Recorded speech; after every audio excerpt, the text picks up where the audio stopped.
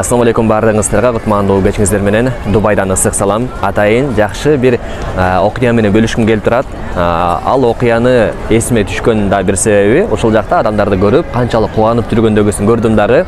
Анан өзүбүздүкүнө салыштырдым. Бизде көбүн эсе адамдарды караганда жылмайып койбостон, кайра үмүтүп, нүңөрөйүп, башкача болуп, башын жерге салып, ар бир өзүнүн проблемасы менен жүргөндөй көрүнөт турабы? Бирок чындыгында ал ошондой да. Чындыгында ошондой. Бирок бизде канчалык көп нерсе бар экендигин моюнга алышыбыз керек. Ошол нерсе бар экендигин дайыма эстеп жүрүшүбүз керек. Туурабы? Анан бир окуяны айтып берсем, жашоосуна нааразы болгон аял даанышман адамга барат. Анан өзүнүн нааразылыгын ага дагы билдирет. Менин жашоомдо үйүм бар, бала чакам бар, күйөөм бар, жеп ичкенибизге бар, бирок мындай учмуш жашайбыз. Күйөөмдүн иштеген жумушу начар, жакшы иштей албайт, акчасы аз, анан эптеп жашайбыз, карыздан карызга жашайбыз, эч жарыбай койдук деп нааразылыгын айтат. Анан даанышман адам ойлонуп туруп, жообун бербейт дагы, жүрү менен дейт. Анан унчукпастан макул дейт дагы, бир үйгө барат.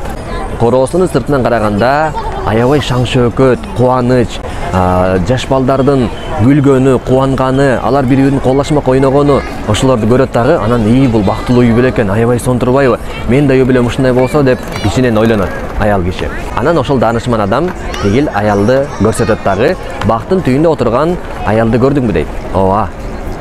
Ал аял көзү азиз, кулагы укпайт.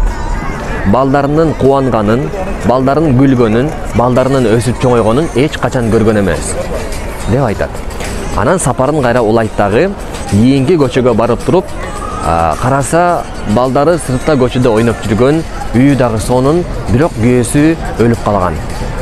Аял ыйлап атат. Эмне болду деп жанына барса, күйөөм каза болду дейт. Анан дагы бир аз өтөт. Баргандан кийин ошондой независимая болгон, көз каранды болбогон бир аялды жолуктурат. Ал үйгө келиңиз, төргө өтүңүз деп үйүнө алып келет. Үйү заңгыраган үй да. Заңгыраган үй, бүт нерсеси бар, жумушчулары бар, ордору менен повары, нянясы, башкасы бардыгы бар. Анан алардын үй бүлөсүндө бардыгы эле толук. Тагыраак айтканда күйөөсү бар, өзү дагы бүт бардыгы бар. Карап көрсөңүзчү. Бирок көп жылдан бери балалуу боло элек. Анан ошондон кийин карайт дагы, мага эч кандай заңгыраган үйлөрдүн кереги жок. Мага эч кандай байлыктын кереги жок. Ошол таап аткан азыгыбызга шүгүр. Биз кыйналып жашабай элек көрсө. Ошол биздин балдарыбыз бул табылгыс байлык. Аны эч бир акчага сатып алып кое албайсың. Детдомго барып, ал жактан баланы асырап алам дейсиң, бирок ал өзүңдүн балаң эмес. Ошонусуңардай эле канчалаган адамдар бар, өздөрүнүн баласы болушун каалайт. Канчалаган адамдар бар, ошондой жашай турган жерим болсо дейт, баш баанегим болсо дейт.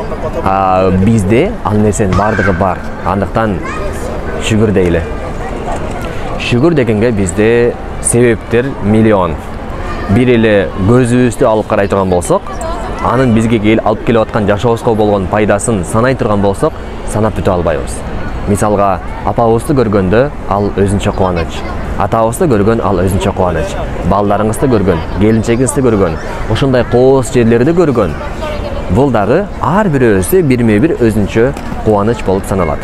Андыктан жашообуздагы берилген бардык мүмкүнчүлүктөрдү барктап билели, асырап билели, баасын дагы билели.